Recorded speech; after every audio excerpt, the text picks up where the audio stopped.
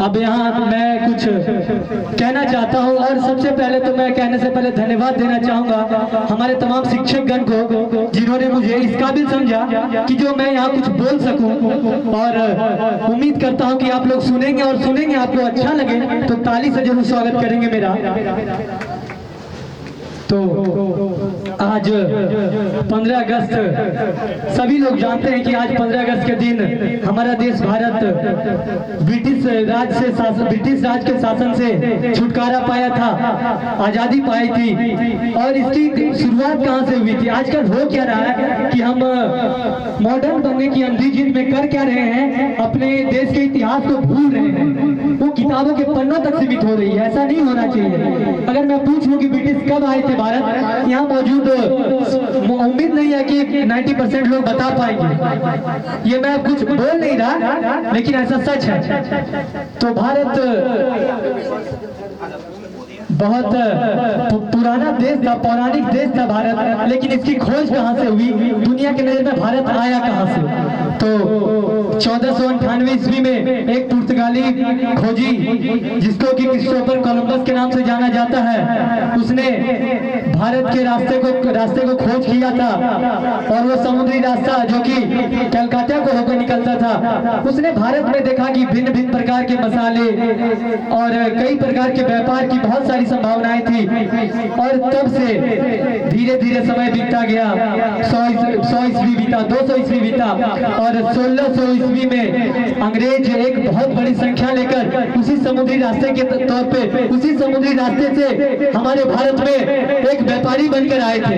और व्यापारी बनकर उन्होंने कुछ दिन तक धीरे धीरे, और तब बता दें जब क्रिस्टोफर कोलंबस भारत आया था तब मेवाड़ों का राज था, और जब अंग्रेज भारत आए थे तब राज मुगलों का था। मुगल ने क्या किया कि उनको व्यापार करने की यहाँ छूट दी। छूट कैसे दी? तो छूट दी उनको कर में बहुत छूट दे दी, उनसे कर कम लिया जाने लगा।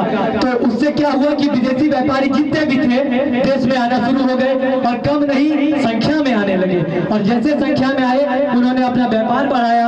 उन्होंने सबसे पहले शुरुआत अपने व्यापार की कोलकाता से की। कोलकाता से मुंबई को गए, मुंबई से सूरत को गए। 3 जगहों को उन्होंने मुख्य जगह बना लिया अपना। क्यों? क्योंकि वो समुद्री इलाका से घिरा हुआ था, वहां से ब्रिटिश सामान, इंग्लैंड सामान पहुंचाना आसान होता था। तो धीरे धीरे इसी तरह से भारत में व्यापारी बनकर आए अंग्रेजों ने भारत को लूटना शुरू किया। और चलते चलते जब ये इन्होंने सोचा कि अब हमें भारतीय राजनीति में आना चाहिए, संख्या उनकी मजबूत हो चुकी थी, वो अपनी दावेदारी पेश कर रहे थे भारत पर कि भारत अब हमारा नहीं रहा, अब भारत उनका होने जा रहा था। उनका क्यों होने जा रहा था? क्योंकि भूख थी देश में, देश के लोग तब जागरूक नहीं थे। और इसी का नतीजा हुआ कि 1800 ईस्वी आते आते हमारा भारत गुलामी के चंगुल में फंस गया। अब हमारे देश के लोगों को, हमारे देश में आजादी नहीं थी। अभी हम आप कुछ भी बोलना चाह रहे, कुछ भी करना चाह रहे, आजादी से कर पा रहे हैं? कर पा रहे नहीं कर पा रहे? कर पा रहे। तब आजादी नहीं थी। तब क्या थी कि जब वो जो कहेंगे वो सुना जाएगा। हुआ क्या? ब्रिटिश ने अपना अन्याय और बढ़ाते गए और कहते हैं कि अति का अंत होता है। अति का अंत होना था। और एक एक्ट के बारे में आप लोग जानते हैं, रॉलेट एक्ट। इसमें होता क्या था कि ब्रिटिश जो चाहते थे कि बिना कोई कानून, बिना कोई नियम, बिना कोई शर्त किसी भी भारतीय को वो जेल में बंद कर देंगे। कारण क्या है? कारण अननोन है। वो अपने केस को भी नहीं लड़ सकते। क्या आप ऐसा कानून मंजूर करेंगे कि आप बिना वजह जेल गए, आप उसके लिए वकालत भी नहीं कर सकते? ये थी हमारी भारत की स्थिति। और तब मंगल पांडे जी ने विद्रोह किया, उनके जैसे लाखों करोड़ों युवाओं ने विद्रोह किया। देश के सभी हिस्सों से सभी ने बढ़ चढ़कर भाग लिया और अंग्रेजों से लोहा लिया। The revolt of 1857, we all know that. 1857 की क्रांति हम जीते नहीं थे, हम हारे थे।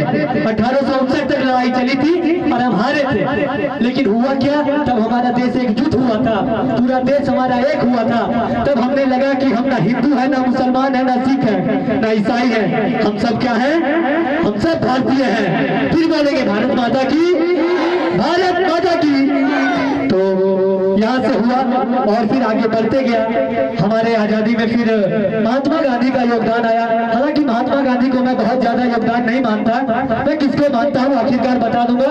जिनको बुरा लगे मैं तहे दिल से क्षमा चाहूंगा, लेकिन बराबर योगदान था सबका। और विरोध बढ़ते चला, देश में अब खून की आग आ चुकी थी। और इसी बीच हमारे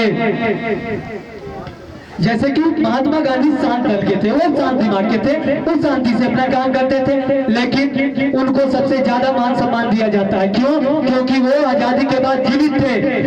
अरे हमारे आदर्श भगत सिंह है, हमारे आदर्श राजगुरु है भगत सिंह की।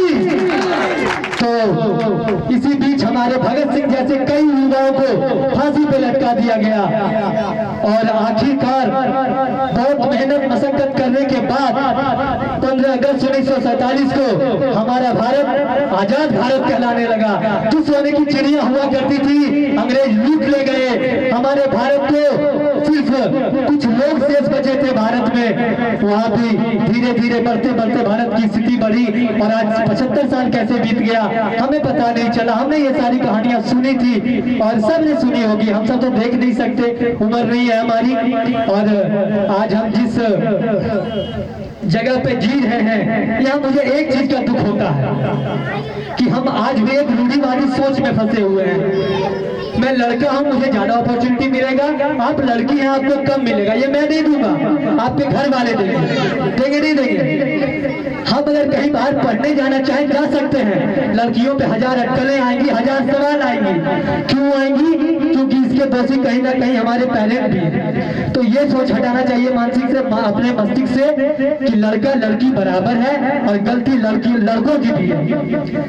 कि बोलना नहीं चाहिए लेकिन मैं बोलूंगा कि लड़कियों के प्रति सम्मान हमेशा रहना चाहिए, क्योंकि हमारा जो देश है नारी सर्वप्रिय है। हमारे देश ने नारी को हमेशा सम्मान दिया है। तो हम तमाम मौजूद यहाँ मैं खुद से भी अनुरोध करूंगा कि नारी का सम्मान हमेशा होना चाहिए। हमारा देश भारत जो कि माँ है हमारी भारत, तो माँ के देश में बेटी के साथ अपमान हरगिज़ बर्दाश्त नहीं किया जाएगा। और एक और बात मैं कहूंगा कि हमारे देश के जो जवान हैं उनकी कद्र लड़के बहुत करते हैं, बहुत ज्यादा करते हैं। They love Indian Army, but some population of the girls, some part of the girls, they don't mind. They said, who are they? I don't know. They don't respect them. Why? Because वो अपने शरीर को, आपने कितने degree ठंड को देखा है? हमने कितने डिग्री ठंड को देखा? मुश्किल से मुश्किल 5 डिग्री सेल्सियस से ज्यादा नहीं देखा होगा हमने वो -18 डिग्री सेल्सियस में भी खड़े रहते हैं और अपने विरोधियों से लोहा लेते हैं। और हमारे तब हम इतना सुरक्षित है कि मैं जो 5-10 मिनट अभी बोल पाया हूँ हमारे जवान को समर्पित है। कहना चाहूंगा कि देश सलामी उस झंडे को जिससे ये मुकाम आता है, देश सलामी उस झंडे को जिससे ये मुकाम आता है। अरे लड़ते हो हिंदू मुसलमान के नाम पे, लड़ते हो हिंदू मुसलमान के नाम पे, वो मनाते रमजान उसमें भी नाम आता है, वो मनाते रमजान उसमें भी नाम आता है। और कहेंगे कि अब मैं अपने पत्तियों को विराम देना चाहूंगा। आखिरकार एक बात मैं जरूर कहना चाहूंगा, अगर आपको अच्छा लगे तो तालियों की गड़गड़ाहट होनी चाहिए। मैं उत्सव से आखिरी कुछ शब्द कहने जा रहा हूं कि जलती रही नारियां जौहर में, जलती रही नारियां जौहर में अकबर फिर भी मान थे। और हमें सिखाया गया कि अकबर महान तो महाराणा प्रताप कौन थे? अरे हमें सिखाया गया कि अकबर महान तो महाराणा प्रताप कौन थे? अरे क्यों झूठ बोलते हो साहब, क्यों झूठ बोलते हो साहब? पलटी नहीं लाते सड़कों पर, गांधी फिर भी मानते। हमें सिखाया गया कि आजादी चरखे से आई, तो फांसी पे झूलने वाले वो 25-25 साल के नौजवान कौन थे? अरे क्यों झूठ बोलते हो साहब, क्यों झूठ बोलते हो? कि हमारा देश आज 75वां स्वतंत्रता दिवस मना रहा है, तो हमारा कुछ फर्ज बनता है देश के लिए, ना कि देश के प्रति हमें प्रेम दिखाना पड़े। ये जो मोदी जी का महोत्सव था, आजादी का अमृत महोत्सव, बहुत अच्छा था और इसका हमने बढ़ चढ़ कर योगदान लिया। इसमें बहुत धन्यवाद सभी देशवासियों का मोदी जी देंगे कि सबने फिर एकजुटता दिखाई और इसी तरह समय समय पर हमें अपना एकजुट होना दिखाना चाहिए। और भारत देश आज विश्व में जिस स्तर पे खड़ा है उससे और ऊपर ले जाने की जिम्मेवारी हमारी रहेगी, तो उसमें हम बढ़ चढ़ कर हिस्सा लेंगे, देश को 7वें आसमान तक पहुंचाएंगे, सब मिलकर वादा करेंगे देश से। मैंने वचन दिया भारत माँ से, ये देश नहीं झुकने दूंगा, ये देश नहीं झुकने दूंगा। धन्यवाद। बोलेंगे भारत माता की, भारत माता की। धन्यवाद।